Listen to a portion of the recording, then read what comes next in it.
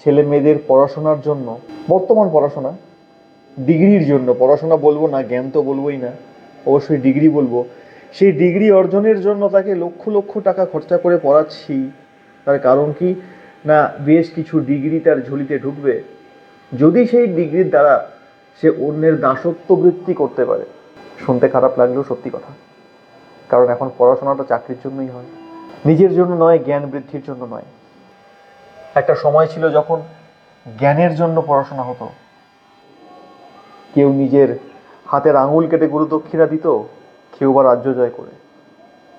অনেক উদাহরণ আছে গুরু দক্ষিণা দেওয়ার।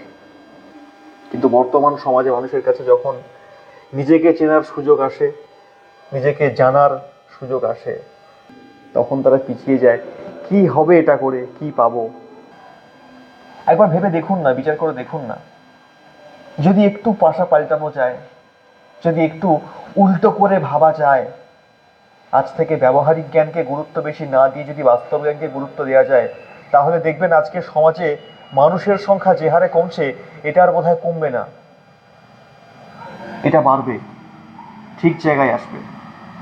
তখন আমরা সত্যি মানুষের রূপে মানুষ দেখতে পাবো, মান আর হুঁশযুক্ত মানুষ। একটু ভেবে দেখুন।